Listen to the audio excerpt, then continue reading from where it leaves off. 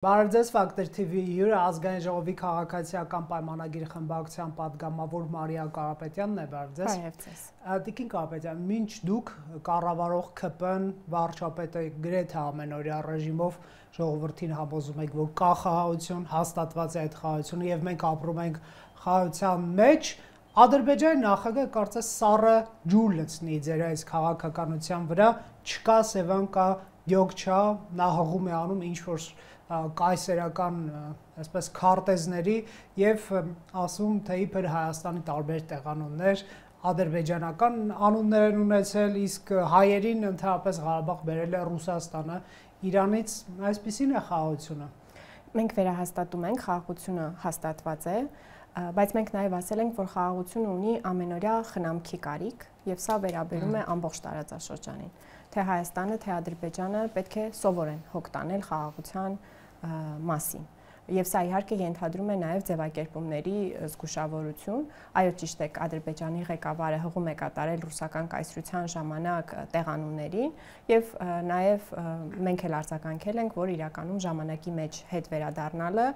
օգտակար գործ չէ մեր տարածաշրջանի համար։ Մյուս գործընկերներից էլ, բայց այսօր նաև վարչապետը համաժողովի ժամանակ Օրբելի կենտրոնի կազմակերպած շատ մանրամասն հանգամանալից անդրադարձավ այս հարցին, որ ժամանակի մեջ վերադառնալը մեր տարածաշրջանում, որ հազարամյակների պատմություն ունի,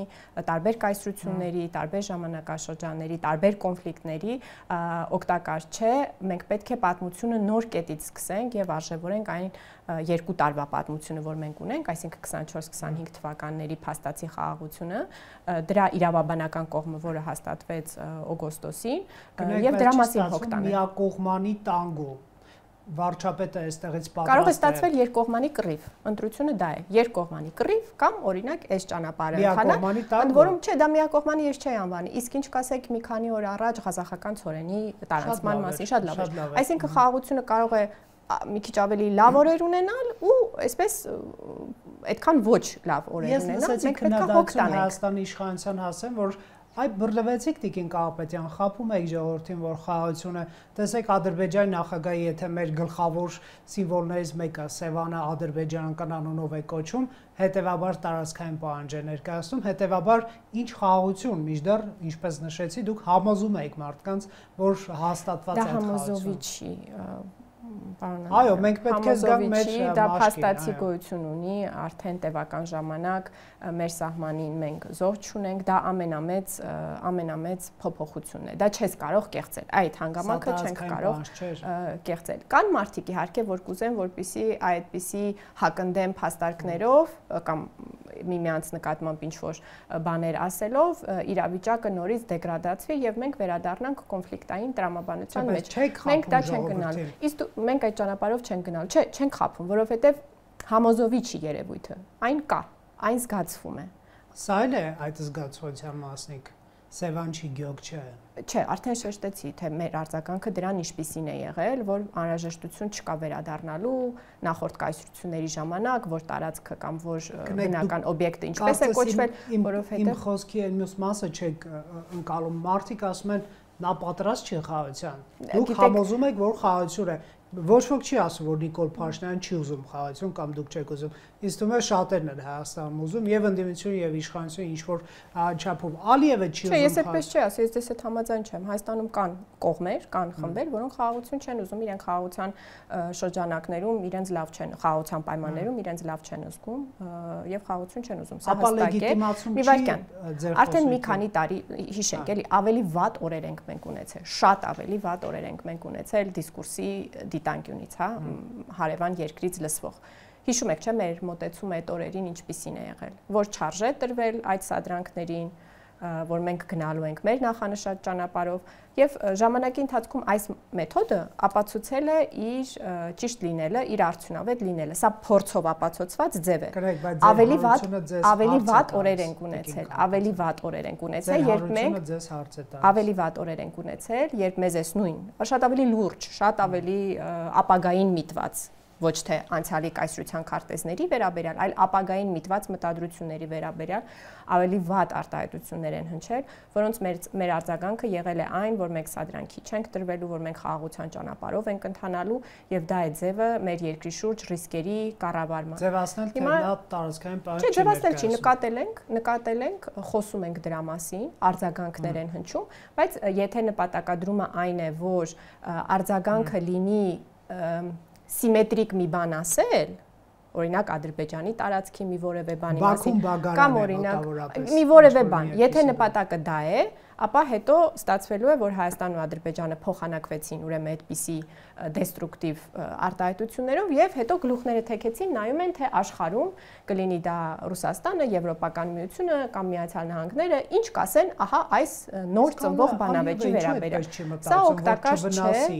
Գիտեք, ամեն երկիր իր ղեկավար, իր մոտիվները կարող է ունենալ, խաղաղության պայմաններին հարմարվելու իր տեմպը կարող է ունենալ, իր նկատառումները կարող է ունենալ։ Կարող է մտքում ունենալ օրինակ Հայաստան-Թուրքիա սահմանի բացումը, ես չեմ կարող գուշակել, թե կողքի երկրի ղեկավարը հատկապես ինչու է այդպես ասել։ Արդյոք դա նրանից է, որ կարծես Գիտությունների ազգային ակադեմիայում է եղել։ Ես չեմ ուզում խորանամ եւ իր փոխարեն մտածեմ եւ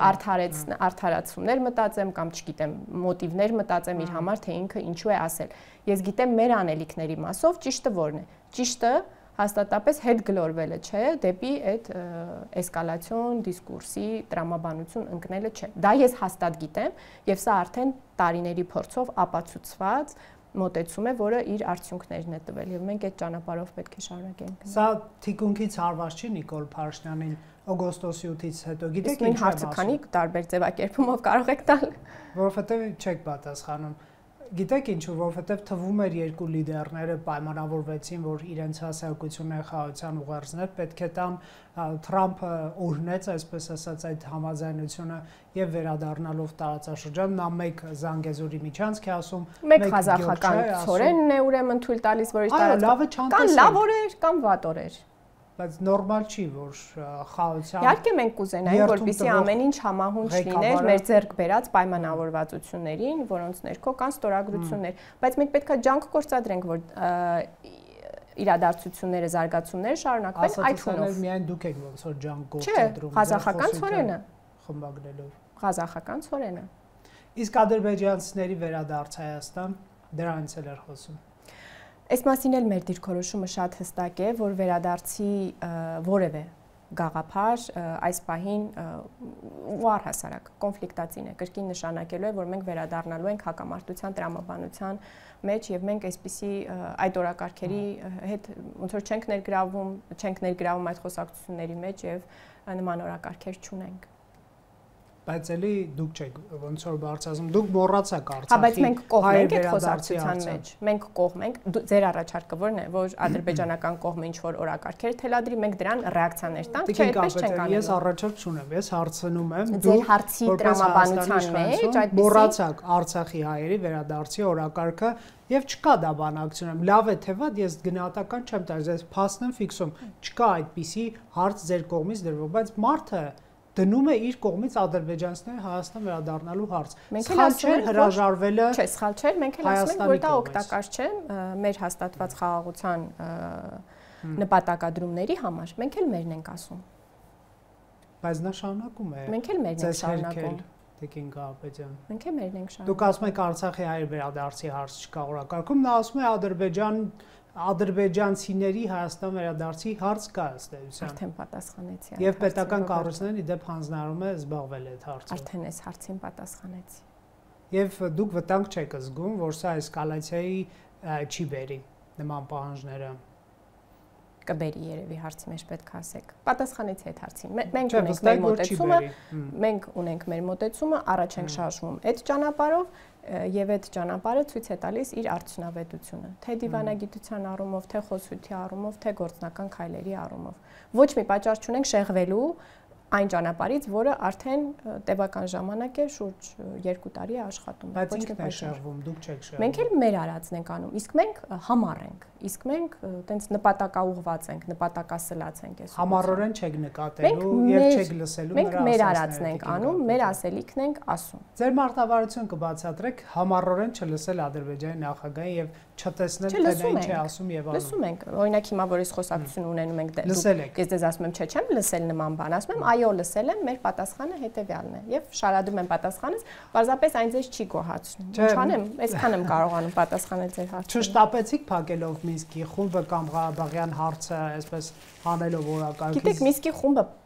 գործնականում փակ էր այն ժամանակ, երբ որ սկսեց շրջանառվել Լավրովի պլան հասկացությունը։ Չէ, բայց վարչապետը ստորագրություն, չէ, արտգործնախարարը ստորագրություն եթե ճիշտ ուզում ենք խոսել, այսինքն նույնիսկ հեղափոխությունից առաջ, այն ժամանակներում, երբ սկսեց եռանախագահության մեջ Ռուսաստանը ունենալ գերակադիրք, իսկ Ֆրանսիան եւ Միացյալ Նահանգները հաշտվել այդ գերակադիրքի հետ, այսինքն բանակցություններում նախաձեռնողականությունը զիջվեց Ռուսաստանին, այդ ժամանակվանից արդեն իսկ Մինսկի խումբը իր նշանակությունը Վաշինգտոնում հայկական կողմը ստորագրություն կորցրել էր։ Եվ դա լավագույն վերջին շանսն էր այդ ուրեմն Մինսկի խմբի լուծարման հանգամանքը որևէ օգտակար գործողության գործակցի վերածելու Հայաստանի համար։ Վերջին շանսն էր, այսինքն արդեն իսկ լուծարված էր, արդեն իսկ այն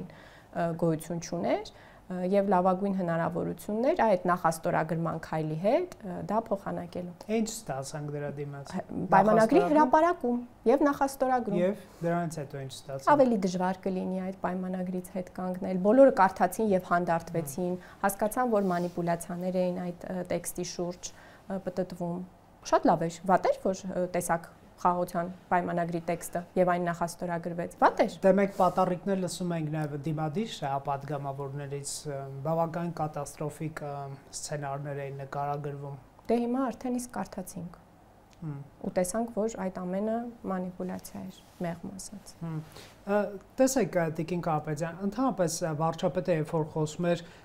այն հարցից, որ կա սրա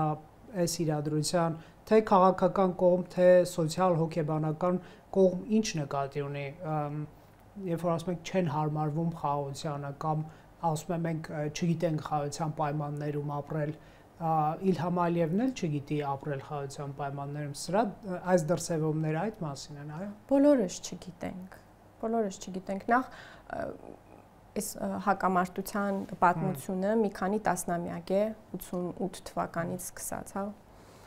Բայց կարող ենք էլի կրկին այդ նույն տրամաբանությամբ դարերի խորք վերադառնալ եւ տեսնել սրանից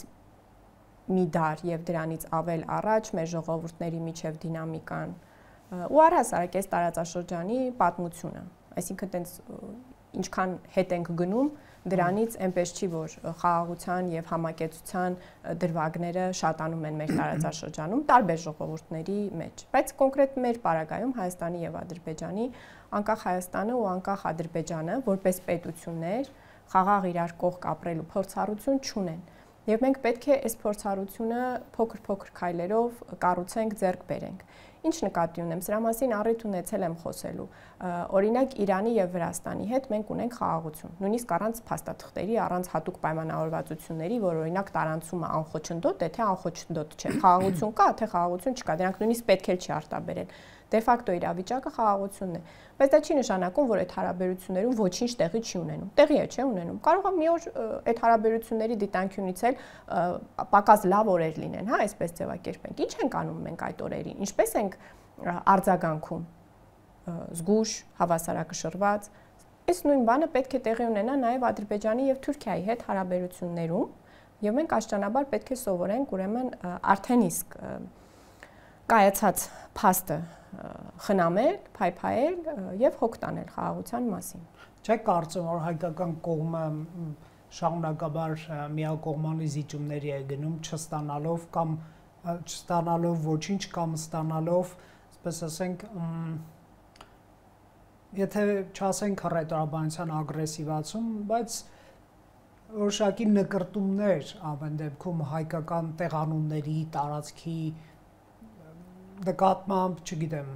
ինչ որ վերապահումներ, որ դե ադրբեջանցիների վերադարձից մի վախեցեք, ված բան չկա, մենք կգանք կշենացնենք եւ այլն։ Էլի վերադարձանք առաջին հարցին, կարծես թե պնդում եմ, պարոն Անանյան, որ մենք Հայաստանի Հանրապետությունից, իր ուրվագծից, տարածքից, շահերից ոչինչ չենք զիջել, 0։ Ոչինչ չենք զիջել։ Հիմա մի ցուցակ կներկայացնի ձեզ զիջումների մասին։ Նոյեմբերի 9-ով 3-4 շրջան, 4 գյուղեր Տավուշի, 3-4 շրջան, ինչ 3-4 շրջան։ Դրանք Հայաստանի Հանրապետության ներսում են։ Դե, մեր վերահսկողության տակ են ամեն դեպքում։ Այսինքն ընդունենք, որ Հայաստանի Հանրապետությունը իր տարածքից դուրս օրակարգեր է ունեցել։ Այո։ Հա, եւ պետք է ուրեմն շարունակել այդ օրակարգերը առանց ունենալու ռեսուրսներ, փորձեր սպասարկել, վտանգելով արդեն Հայաստանի Հանրապետությունը։ Օրակարգ չուներ, հանձնվենք սեպտեմբերի 27-ին, Տիկին Կարապետյան։ Ինչու պատերազմի մեջ մտանք։ Դե կար գործող իրավիճակ, որի հանդեպ պետք է որևէ գործողություն ձեռնարկել եւ մենք ձեռնարկել ենք այդ գործողությունը։ Ժամանակվա ամսաթվով նայենք էլի կորուստների։ Այո, ճիշտ է, ամեն ժամանակում այդ ժամանակին adekvat արձագանք պետք է տալ։ Ամեն ժամանակում, թե ինչ է հնարավոր, ինչ չէ հնարավոր։ Այդ կտրվածքով ես ոչ մի խնդիր չեմ տեսնում։ Կրկին, ոնց որ այլընտրանքներին պետք է նայենք։ Ինչ անել։ Ադրբեջանը մի բան ասեց, դրան սիմետրիկ մի արձագանք տալ, հետո շրջվել նայել տեսնել աշխարհում ում ենք տպավորել մեր ահա այդ արձագանքով։ Չեմ հասկանում առաջարկը որն է։ Ես չեմ կարծում, որ մեր արժանապատվությունը առհասարակ գտնվում է այլ ժողովուրդների մտքերում։ Մեր արժանապատվությունը տեղը դնելը արժանապատիվ կդիտարկվի։ Հա, փաստորեն ինչ որ տենց սրտի հովացման աշխատանքներ ենք կատարում եւ չենք կարողանում համալիր դիտարկել, օրինակ մտածել, բա օրինակ սահմանին ծառայող զինվորները իրենց կյանքը մեր արժանապատվության մաս չէ։ Տենց տաքուկ տեղից Հայաստանի Հանրապետության ազգային ժողովից հոխորտանք եւ ասենք դե իմ արժանապատվությունն է ես պաշտպանում։ Մի քիչ համալիր է, չէ՞, պետք նայել այդ արժանապատվության հարցին։ Չէ, ուղղակի իրենք որ հոխորտում են, այստեղից ձայն ծպտում չկա, դա էլ մի բան չի։ Այս խոսակցությունը մի քանի տարի ունեցել ենք, շատ ավելի վատ օրեր։ Շատ ավելի վատ օրեր։ Բայց դուք արդեն պատասխաններ կրկնում եք, եկեք հիշենք, որ հարցերին եք կրկնում, ոնց ես պատասխանում։ Հա, լավ, չէ, ես տամ պատասխաններ, դրա համար է ստիպված տարբեր ձև։ Տալիս եմ պատասխան։ Ասում եմ, ավելի վատ օրեր հանդիպել ենք, այս խոսակցությունը ունեցել ենք եւ ես եղել եմ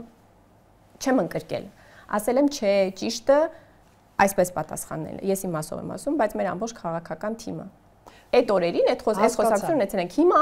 մի ավելի մեղմ օր խաղաղության պայմաններում էլի ասում եք, չէ, բայց մի բան արձագանքեք, որ մենք մեզ բան զգանք, արժանապատիվ զգանք։ Պատերազմի դադարեցման 5-րդ տարին է լրանում։ Շուտ անցավ, չէ, այս 5 տարին Տիկին Կարապետյան իրականում թե ներքաղաքական ցնցումները, թե ադրբեջանական ռազմական ագրեսիաներ տեղի ունեցան Արցախի բռնի տեղահանություն եւ չի կարելի չընդունել, որ անվտանգային իրադրությունը ինչպես նաեւ Հայաստանի դեմ այսպես ռազմատեն չառետորաբանությունը բավականին իջել են իրենց այսպես առնվազն հրապարակային վտանգավորության աստիճանով եւ ավարտված է նոյեմբերի 9-ի պատմությունս եւ եկել է 17 կետանոց հայ-ադրբեջանական նախաստորագրված համաձայնագիրը փոխարինելու դրան եւ Թրամփի ուղին է եկել փոխարինելու 9-րդ կետի ռուսական ԱԴՑ-ի ներկայության մեղրի ճանապարհի վրա։ Կարելի է այդպես ձևակերպել, ես տենց այդ ձեր նախադասություններով չէի անի, հա, եւ եթե վերնագիր եք դնելու, խնդրում եմ իմ ձևակերպումները վերնագիր կդնենք, ոչ թե ձեր հարցի ձևակերպումներ, բայց ուզում եմ ասել, ընդհանուր տրամաբանությունը կարող է այդպես ընկալելի լինել մեկ այլ մարդու կողմից։ Եթե ես լինեի ձևակերպելիս, այլ կերպ կձևակերպել, կասեի, որ այն ժամանակաշրջանում ունեինք այն հնարավորությունները, դրա շուրջ էինք բանակցում անկեղծորեն, իսկապես ուզում էինք, որ աշխատի։ Ապա շրջափակումն էլ կլինի, նոյեմբերի 9-ի փաստաթուղթն էլ կլինի։ Մենք միշտ անկեղծորեն ջանք ենք գործադրել, որպեսզի այդ համաձայնությունները ի կատարածվեն։ Անցել է այդ փուլը, առաջացել են չեն աշխատել եւ ոչ մեր նոյեմբերի 9-ի չեն աշխատել եւ ոչ մեր պատճառով ստեղծվել են այլ հնարավորություններ, որոնցից թե մենք թե Ադրբեջանը օգտվել ենք եւ հիմա այդ հնարավորություններով ենք առաջ շարժվում։ Ուզում եմ ասեմ, որևէ դիտավորություն մեկը մյուսով փոխարինելու չի եղել։ Օրեր են եղել, երբ այսօրվա լուծումները հորիզոնում չէին երևում, նույնիսկ հնարավոր էլ չէր լինի դրանց մասին երազել, հա։ Լրիվ շատ վատ օրերի միջով ենք մենք անցել, բայց պատերազմից հետո նկատի ունեմ, էլի սարսափների մեջով ենք անցել, թե պատերազմի ժամանակ, թե դրանից հետո։ Բայց ստեղծվել է հնարավորություն եւ մենք շարժվել ենք այդ ուղղությամբ եւ կարծում եմ նաեւ վարչապետ այսօր մի շատ կարևոր ընդգծում էլ արեց, որ այնուամենայնիվ Հայաստանն ու Ադրբեջանը ոնց որ մեծ հաշվով, իհարկե Միացյալ Նահանգների միջնորդությունը կա եւ մենք դա գնահատում ենք, բայց մեծ հաշվով երկուսով են հասել այս կետին եւ երկուսով էլ պատասխանատվություն կրում են խաղաղության համար։ Եվ այս դիտանկյունից է նաեւ, որ բոլորովին օգտակար չէ փոխադարձ ինչ որ մեղադրանքներով կամ վատ նախադասություններով փոխանակվել եւ հետո շրջվել եւ ակնկալել, որ աշխարհը մեզ օգնելու է լուծել այդ խնդիրները։ Մենք պետք է մեր տարածաշրջանին տեր կանգնենք, սովորենք ապրել խաղաղության մեջ, փայփայենք այդ խաղաղությունը եւ եթե սայթակումներ տեղի են ունենում, փորձենք դա շտկել ղազախական ցորենի եւս մեկ պարտիա ուղարկելով միմյանց։ Եվ քանոր թույլ կողմը մենք ենք ցածր ձայնով խոսել։ Ես գիտեք, հիմա որ անընդհատ խոսակցություն է դաշտ եք տանում, ես ընդհակառակը կասեմ, որ լինել առավել մեծն ու մեծահոգին էս պատմության մեջ եւ արտաբերել վերջապես այդ միտքը, որը միշտ, արտաբերել վերջապես այդ միտքը, որը բոլորս էլ գիտենք, որ ճշմարիտ է ու հիմա շատ կամած տենց սկսենք դրա մասին խոսել, որ հարավկովկասյան 3 հանրապետությունների շահերը փոխկապակցված են, որպես առավել փոքր 3 հանրապետություններ, որոնք ապրում են առավել մեծ պետությունների հարևանությամբ։ Պետք չի բանը լինել, ինչ ասեմ, նմանին նման ձևով պատասխանել եւ ասել, որ ահա դա թող լինի մեզ համար սփոփանք։ Առավել մեծ շահը պետք է հետապնդել եւ մենք դա անում ենք։ Դա չէ, ամբողջ 21 րոպեի իմ հարցադրումների իմաստը այն է, որ եթե նույնիսկ հայաստանյան հանրությունում եւ քաղաքական դասի մի զգալի դաշտի մոտ կա այն զգացողություն, որ այս 3 հանրապետությունների անկախությունը նաեւ փոխկապակցված է կոնֆլիկտ չունենալու տրամաբանության մեջ, որ այդ կոնֆլիկտը չօգտագործվի, ասենք Ռուսաստանի պես դերակատարի կողմից եւ այս ժողովուրդներին հնազանդության մեջ պահի, դա լավ գաղափար կարող է լինել, եթե ընդհանուր կոնսենսուս նկատվի, բայց ոնց որ թե խոսակցությունը միայն սահմանափակվում է Երևանով։ Մենք լինենք նախաձեռնող։ Չէ, դուք էլ ասացիք, չէ, քիչ առաջ ձեր երկրորդ արդեն հարցերի բլոկի սկզբում ասացիք, որ հռետորաբանության կտրուկ փոփոխություն եք նկատում տարիների ընթացքում։ Դա բոլորս ենք նկատում, մենակ դուք չէ։ Հիմա չի սպառնում միջանցքը գրավել, ուղղակի Սևանը գյոք չէ անվանում այն։ Դե կարծում եմ, որ աշճանաբար ամբողջությամբ մեր խոսույթը հարևանների խոսույթին համահունչ խոսույթ կդառնա։ Առնվազն այդ ուղղությամբ է ճիշտ գնալը, այլ ճիշտ ճանապարհներ չկան։ Եթե կա մեկ ճիշտ ճանապարհ, մենք այդ ճանապարհով ենք ընթանում։ Ներքին հարցերից տեսեք, եթե լսենք ընդդիմությանը, Հայաստանի բանտերում կա 40 քաղբանտարկյալ, այսպես են գնում Եվրանայություն, Տիկին Կարապետյան, դուք էլ իբր թե այսպես ժողովրդավար իշխանություն, փաստորեն չեք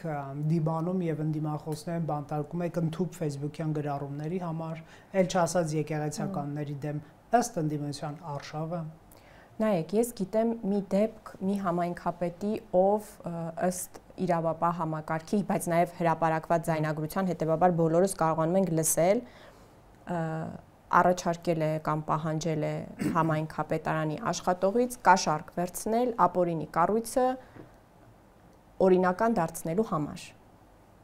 Վարդան Ղուկասյան լավագույն քաղբանտարկյալը չի, որ դուք մի անգամ ես նրա վրա գնացիք։ Դե այդ մի օրինակ, ես ճիշտ ասած այդ 40 թիվը չգիտեմ, այտենց ինչից է, ինչ համակարգից առաջ։ Բագրատ Գալստանյան եւ 10-ից ավելի։ Հիմա գանք այդ մյուս դեպքերի։ 12 հոգեվորականներ։ Մենք համամիտենք, որ Հայաստանի քրեական օրենսգրքում լինեն հանցագործություններ, որոնց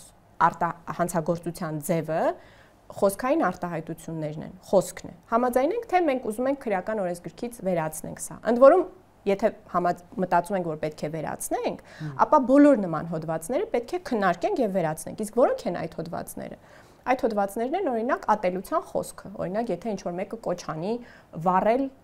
ինչ-որ մի ազգային փոքրամասնության ներկայացուցիչներին։ Սա հանցագործություն է մեր քրեական օրենսգրքով։ Պետք է ուրեմն հանենք այն բանը, ցեղասպանության հերկման հոդվածը, դա էլ է խոսքային հանցագործություն, քրեական հանցագործություն մեր քրեական օրենսգրքի մեջ, որի արտահայտվելու ձևը հանցագործության ձևը խոսք ասելն է։ Ընդդիմությունը կասի Փաշինյանը ուզում է անպատիժ ցեղասպանությունը հերքել այդ պատճառով։ Հիմա թեման կտրուկ փոխեցիք, չէ, մնում ենք հետեւյալ թեմայի մեջ։ Արդյոք Facebook-յան դուք ձևակերպեցիք սենց, ասում եք Facebook-յան գրառման համար։ Հիմա եթե Facebook-յան գրառում լինի, որը հայոց ցեղասպանությունը կամ որևէ ցեղասպանություն մեղմի, հերքի Եվ այդտեղ վտանգ լինի, որ դա արվում է ըստ մեր քրեական օրենսգրքի հոդվածի, էլի, այդպես է ձևակերպված, ռասայական խտրականության հիմքով կամ մի քանի այլ հիմքերով, ազգային եւ այլն, դա հանցագործություն է։ Մենք ուզում ենք, որ դա մնա հանցագործություն մեր քրեական օրենսգրքում։ Այո, ուզում ենք։ Եթե այո, ուզում ենք, ապա քրեական հանցագործություն է նաեւ օրինակ իշխանության բռնի զավթման կոչը, բռնի հեղաշրջումը։ Իրավաբանական եւ իրավական մեկնաբանությունն է դաշտարկ։ Իմ հարցը շատ քաղաքական հարց է։ Դե կներեք, չէ, դա հարց չի, դա մեղադրանք է։ Դուք ասում եք քաղաքական բանտարկյալներ։ Ես էլ փորձում եմ հարցի իրավական կողմի վրա ուշադրություն հրավիրել։ Փորձում եք լղոզել քաղաքական նպատակը։ Չեմ լղոզում, ուղիղ ձևով հերքում եմ, որ դա քաղաքական հետապնդում է։ Չեմ լղոզում, ուղիղ ձևով ձեր ուշադրությունը այդ քաղաքական բաղադրիչից վերցնում եմ եւ տեղափոխում եմ իրավական բաղադրիչի վրա։ Ընդ որում, այդ գործերը դատարաններում են։ Իրավապահ համակարգը, եթե կկարողանա բավականաչափ հիմնավորել մեր դատարանների համապատասխան որոշման համար, կանի դա։ Չի անի, որ դատարանները համապատասխան ելք։ Բարեփոխված դատարանները։ Բարեփոխվող դատարաններում։ Բարեփոխվող դատարաններ։ Եվ վարչապետի գրառումները։ Եվ մի կարևոր բան է, Եվրոպական միություն։ Վարչապետի գնալ բառը ես չեմ ընդունում, ես ասում եմ մենք ոչ միտեղ չենք գնում, հասկացա։ Ոչ էլ բերում ենք։ Մենք ուզում ենք ունենալ նորմալ ինստիտուտներ։ Զուգադիպությամբ այդպիսի նորմալ ինստիտուտներ կան նաև Եվրոպական միությունում։ Մենք ուզում ենք կառուցել մեր նորմալ ինստիտուտները, որոնք կարող են նմանվել Եվրոպական միության ինստիտուտներին։ Ինձ թվում է այս ձևակերպումները շատ կարևոր են։ Շատ աղմուկ բարձրացավ Եվրոպական խորհրդարանի падգամավորներից մեկի Նաչո Սանչես Ամորի ելույթի շուրջ։ Ես կարծում եմ նախ արժե ճիշտ մեջ բերել մեր գործընկերոջ ելույթը, իր միտքը որն էր։ Ինքը մոտավորապես ասում էր, որ ես կհասկանամ, եթե կոռուպցիայի մեջ մեղադրվող մարդու հետևից մեծաքանակ ոստիկաններ գնան, սակայն խոսքային հանցագործություն կատարած մեկի հետևից այդքան շատ ոստիկանական ուժեր պետք չէ որ գնան։ Ուզում եմ ասել, այս իրեն մեջ բերողները պետք է նկատեն, որ այդ մարդը կոռուպցիայի մեջ մեղադրվող մարդու պարագայում ոստիկանական մեծ ուժերի ներգրավումը արդարացված է համարում, այսինքն ընտրողաբար չմոտենան ասած։ Եվ ամենակարևորը հաշվի առնել, որ Նաչո Սանչես Ամոր падգամավորը սոցիալիստների խմբից, օրինակ Հայաստան-Թուրքիա կարգավորման մեծ ջատագով է։ Չի կարելի մարդու քաղաքական հայացքների մի մասը վերցնել եւ ըստ նպատակահարմարության օգտագործել, իսկ մյուս մասը մերժել եւ ասել, որ դե լավ դրա վրա աչք փակենք, որ այդ մարդը իրականում մեծ ջատագով է, որպեսզի մեր տարածաշրջանում տարածաշրջանային հարաբերությունները կարգավորեն։ Մենք մեր գործընկերոջը լսեցինք, արձագանքեցինք սրա մասին ծավալուն խոսակցություն։ Սա չլինի ծաղիկներն են։ Եղավ ավելի կոշտ արձագանքներ լինելու եվրոպական երկրներից բարձրաստիճան եւ այլ հոգեվորականների կալանավորումներ, ընդդիմադիրների կալանավորումներ։ Դուք հիմա ամեն մեկի մեղադրանքը կարող եք այստեղ շարադրել, ենթադրյալ հանցագործություն նկարագրել եւ այլն, բայց մի ալիք է սկսվել ըստ էության, վերջին շրջանում դա տեսնում ենք, հատկապես Կարապետյանի ձերբակալում կալանավորում, այդ շրջանից սկսվեց Ամար եւ Բագրատ Գալստանյանը եւ իր խումբը ենթադրյալ ստացվում է նաեւ միջազգային աչքի համար, որ սա իշխանության կողմից կոնկրետ քաղ հալածյալների կերտման մի շքերթ է, հա, այսինքն Փաշինյանը չի հանդուրժում ընդդիմախոսներին։ Եթե այդպես ստացվելիս լիներ, ապա մեր ընդդիմությունը ամեն օրյա ռեժիմով արևմուտքին այդ միջազգային հանրությանը չէր քննադատի իրենց լռության համար։ Գիտեք, չէ՞ որ ամբողջ օրը դրա մասին են խոսում, որ այ երկակի ստանդարտներ ունեք, քանի որ ահա այդ իրենց բառերն են վերարտադրում, ահա Հայաստանի կառավարությունը ձեզ այդ հարաբերությունների խորացման կողմնակից է, դուք աչք եք փակում եւ այսպես շարունակ։ Հիմա այդ նախորդ փուլի այս արտահայտությունները մեր ընդդիմության ոնց ենք հարաբերակցում այս մի դրվագում, երբ որ իրանք ասում են, ահա տեսակ, վերջապես բան եղավ։ Եթե կոնկրետ այս ֆորումի մասին ենք խոսում Եվրանես խորհրդարանական վեհաժողովի, պետք է նկատենք նաև մյուս падգամավորները ինչ էին ասում Հայաստանում ժողովրդավարության մասին, հա, երբեմն նաև բաներ են ասում, որ մեզ կարող է փոքրինչ անհարմար դրության մեջ դնեն, օրինակ ասեն տարածաշրջանում ժողովրդավարության կղզյակ է Հայաստանը, որ կոմպլիմենտ է, ընդունում ես, բայց միևնույն ժամանակ հասկանում ես, որ զգայուն հարցերի է մոտենում։ Այս ամեն ինչը չեն լսում մեր ընդդիմադիրները։ Իհարկե լսում են, իրանց համար տհաճ է։ Պատգամավորներից մեկը խորհրդարանական վեհաժողովի համանախագահը ասեց մենք վստահում ենք Հայաստանի կառավարությանը, մենք վստահում ենք Հայաստանի վարչապետին։ Իսկ այդ պատգամավորը ինչ կարծիք ուներ կաթողիկոսի նրա ընտանիքի բարձրաստիճան հոգեվականների շուրջ իրավիճակի մասին։ Չուներ մտահոգություն։ Գիտեք, Եվրոպական խորհրդարանի պատգամավորները չեն անձամբ խորանում ամեն դեպքի դետալների մեջ, իրենք ունեն իրենց ինստիտուտները, ժողովրդավարության ու մարդու իրավունքներին հետևող։ Որոշները կառավարական են, որոշները խորհրդարանական են, ասենք օրինակ ԵԽԽՎ համազեկուցողների կարծիքը իրենց համար կարող է հիմնավոր լինել։ Այսինքն դրանցով են առաջնորդվում։ Եվ իհարկե հետևում են իրավիճակին Հայաստանում եւ սրա մասին էլ խոսեցին, հա, բաց խոսեցին, բայց այն ահազանգերը կամ դիրքորոշումների ընսրությունը, որը ունի մեր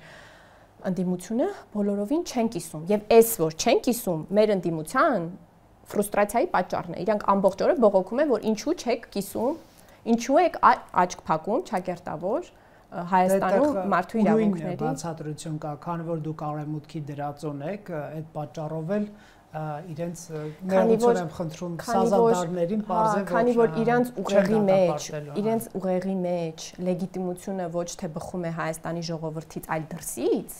իրենք չեն կարողանում երևակայել, թե ինչպես է հնարավոր, որ Հայաստանը ունենա մի կառավարություն, որը չունի տեր։ Դուք շատ լավ գիտեք, թե ես ինչին եմ հղում կատանում, որտեղ այս տաղավարում նստած էր հանրապետական նախկին պաշտպանության փոխնախարարը, պատմում, որ Հարավային Կովկասի դասղեկը Ռուսաստանն է, եւ մենք այդ դասղեկին փոխարինել ենք եւ այս իր մտքերի ընթացքն եմ ես ներկայացնում, էլի։ Այո, այդ մարդկանց մտածողությունն է այդպիսին, որ Հայաստանը այնքան չկա, որ իր ժողովուրդը ընտրի իր կառավարությունը, անպայմանորեն պետք է տեր լինի։ Հիմա ըստ պարոն Զաքարյանի այդ տերը Հարավային Կովկասի դասղեկը իր բառերն են։ Ռուսաստանն է եւ ահա մենք հանդգնել ենք դասղեկին փոխել։ Սա իրականության աղավաղված ընկալում է։ Հայաստանի Հանրապետության տերը, իշխանությունը, Հայաստանի ժողովուրդն է, իր համար ընտրել է կառավարություն։ Հաջորդ տարի ընտրություններում կվերագնահատի իր ընտրությունը, եթե կուզենա երկարաձգել մանդատը, կերկարաձգի, չի ուզենա, չի երկարաձգի։ Դե իրավիճակի, այսպես ասենք, կրեմլյան պրոպագանդիստների մեկնաբանություն գիտեք, որն է դե քանի որ արևմուտքը, այսպես ասենք, խոցում է ընտանեկան արժեքները, եկեղեցու ավանդական արժեքների, ավանդական ընտանիքի դեմ պայքար է մղում, եւ քանի որ Հայաստանի իշխանությունն էլ եկեղեցու դեմ է պայքար մղում, հետեւաբար քանդում է ավանդական հայ ընտանիքը, հայ եկեղեցին, հայկական բանակը, հայկական պետությունը, հետեւաբար էլ ապացույց պետք է չի, որ ձեզ ուղղորդում է արևմուտքը, Տիկին Կարապետյան։ Նախ մեր պահպանողականությամբ Հայաստանը բոլոր աշխարհի պահպանողականներին ծարավ կտանի ջուրը եւ ծարավ հետ կբերի։ Մեզ հետ պահպանողականության ավանդույթների, չգիտեմ ինչի, դրա այդ հարցում ոչ ոք աշխարհում չի կարող մրցել, ոչ Ռուսաստանը, ոչ արևմուտքի ամենապահպանողական շրջանակներ, իրենց աչքերը բաց կմնան պարզապես ու չեն փակվի հայաստանյան պահպանողական դարավոր ավանդույթներից։ Այս հարցում մեզ հետ ոտ մեկնող Բրիտանիան կարող է ոտ մեկնել։ Չէ, իրանք էլ չեն։ Ոչ ոք, ոչ մի պահպանողական շրջանակ, ոչ հյուսիսում, ոչ հարավում, ոչ արևմուտքում այս հարցում մեզ հետ չի կարող։ Բայց դա իմ հարցի պատասխանը չէր։ Հիմա մոտենում եմ ձեր հարցի պատասխանին։ Արևմուտքը այս առումով շատ բազմազան է։ Այնտեղ կան թե ծայրահեղ պահպանողական ուժեր, մինչև Միացյալ Նահանգներ, հա, այսօրվա Միացյալ Նահանգների կառավարությունը պահպանողական կառավարություն է, հանրապետական կառավարություն է։ Նույնն էլ Եվրոպական միությունում կան պահպանողական ուժեր, կան պակաս պահպանողական ուժեր։ Դե պարզ է, որ ձեզ Օրբանը չի բերել իշխանության, Տիկին Կարապետյան։ Շատ բազմազան են։ Գլոբալիստներն մեզ ոչ, բացի Հայաստանի ժողովրդից, ուրիշ ոչ ոք, լսեք։ 2018 թվականին ու դուք էլ սա շատ լավ գիտեք, երբ այդ շարժումը սկսվում էր, ոչ ոք հույս չէր տեսնում, որ Հայաստանում որևէ բան հնարավոր է փոխել։ Ոչ ոք այդ մասին, մենք պարզապես տենց բան էինք, որոշել ենք, որ արժանապատվության հարց է։ Դուրս եկել զբոսանքի, մեկ էլ բացվեց իշխանապողություն։ Չէ, մենք այդ նպատակը մեր առջև դրել ենք, որ միգուցե եւ ստացվի ոչ միայն կանխել Սերժ Սարգսյանի երրորդ անգամ իշխանավորումը, այլ հեղափոխություն անել, մենք համարձակություն ունեցել ենք այդ բառը արտաբերելու։ Ես նկատեմ կողքից հայացքները Հայաստանում, Հայաստանից դուրս, ոչ մեկ շանս անգամ չէր տեսնում, որ հնարավոր է այդքան արմատական փոփոխության հասնել։ Քոչանական թևը Սերժ Սարգսյանն մեղադրում է ձեզ իշխանություն նվիրաբերելու համար։ Հա, այդ վիճաբանությանը դուք Սերժի մարդն եք, այսպես ասած, կամ Սերժն ձեր մարդը ինչ որ կորցրել է մեծ թելերը։ Թող իրենց հարաբերությունները փորձեն պարզել։ Ինձ համար մի բան է ակնհայտ, որ այն դիրքից, որից ես եմ նայում, այդ բոլոր փոքրիկ տարբերությունները, որ իրենք իրենց մեջ գտնում են, իսկապես միկրոսկոպիկ են, էլի, այն դիրքից, որից ես եմ նայում եւ համոզված եմ նաեւ Հայաստանի ժողովուրդը այն դիրքից, որից նայում է Հայաստանը նախկինում ղեկավարած քաղաքական թիմերին, նրանց մեջ տարբերությունները նույնիսկ երանգների չեն, էլի, նույն գույնն են իրենք։ Իբր դուք էլ ժողովրդավարական ուժ եք, էլի, այսպես ասենք, հրապարակում եք տեսանյութ ենթադրյալ Բարձրաստիճան հոգևորականի ինտիմ ինչ-որ մի բնույթի կամ դա մենք չենք հրապարակել։ Վարչապետը KGB-ի ագենտ է կոչում, չէ՞, հղում անելով մամուլին Գարեգին II-ի եղբորը կամ ինչ-որ մի սրբազանի սեռական մոլագար կնեք, ինչու սրանք իրավական գնահատականների չեն արժան։ Այսինքն մեկ պետություն են, որտեղ ինչ-որ մի KGB-ի ագենտ հոգևորական գալիս գնում է եւ նա կաթողիկոսի եղբայրն է եւ մեր իրավապանները այսպես ուշադիր ուղղակի նայում են, կամ ինչ-որ մի հատ Էշմիածնում սեռական մոլագար կա, տղաներին, չգիտեմ, հայացք են նետում եւ ինչ-որ ակնարկներ է անում, եւ սա դուք թողնում եք ընդհանրապես քաղաքական մեկնաբանությունների դաշտում եւ իրավական դաշտ չի գնում։ Թե չունեք փաստեր, սա ուղղակի մանիպուլյացիա եւ զրպարտության համար է ձեզ անհրաժեշտ այս թեմատիկան։ Տեսանյութի մասով։ Մենք այդ տեսանյութի հետ առնչություն չունենք։ Բայց ձեզ էր ձեռնտու այդ տեսանյութի հրապարակումը։ Վերջնարդյունքը հրապարակման ձեզ էր ձեռնտու։ Ես նույնիսկ չեմ փնտրել եւ չեմ դիտել այդ տեսանյութը։ Հա, բայց դա չի նշանակում, որ ձեզ ձեռնտու չէր Տիկին Կարապետյան այդ տեսանյութի հրապարակումը։ Չեմ կարծում, որ այդ դիտանկյունից վերլուծելը ու վերագրելը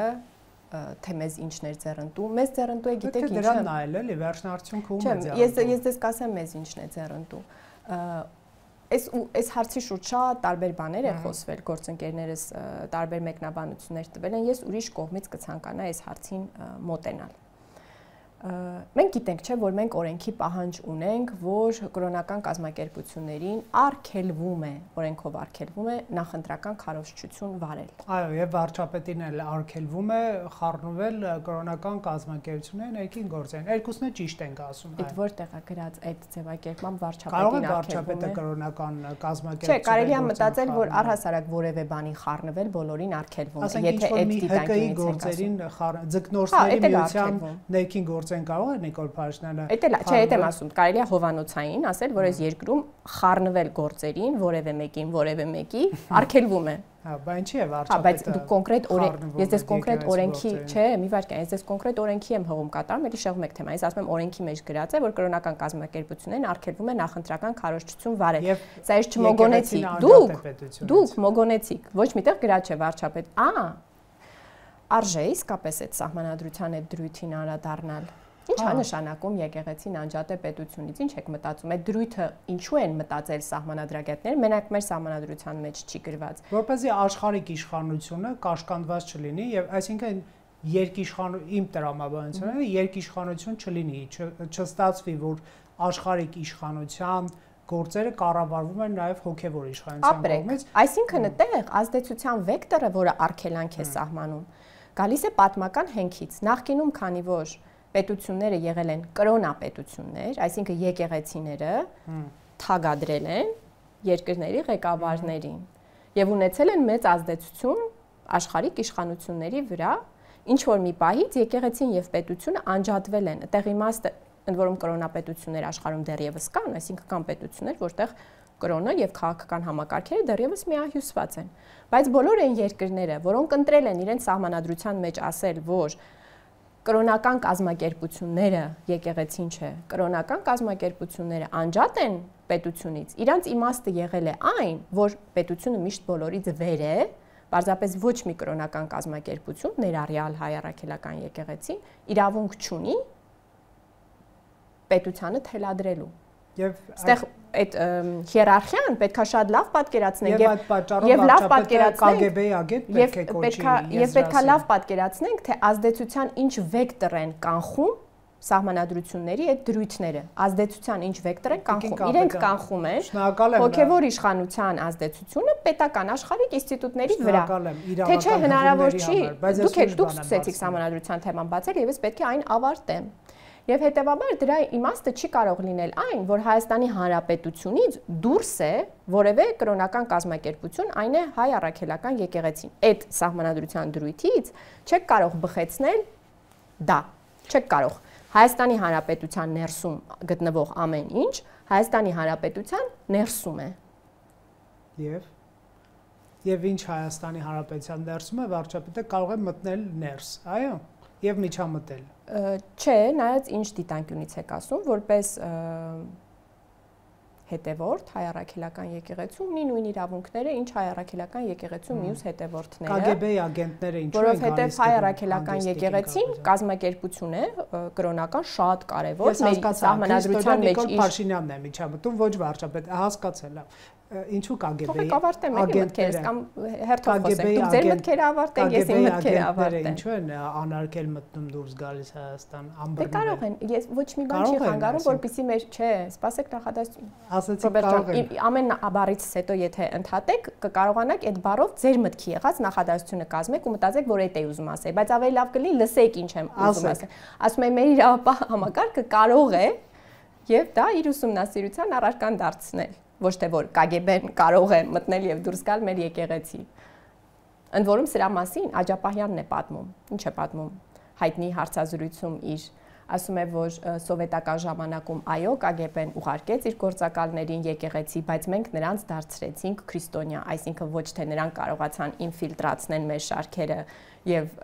ուրեմն ծվարեն եկեղեցու մեջ, այլ մենք նրանց հավատի բերեցինք։ Հիմա չգիտեմ ինքը այդպես միամտաբար հավատում է, որ KGB-ի գործակալներին հայ առաքելական եկեղեցին կարողացել է ուրեմն դարձնել հավատացյալներ եւ իր գործակալները դարձնել նրանց արդեն KGB-ի ներսում այդ իրա պատկերացումն է։ Իրավական հետևանքներ չկան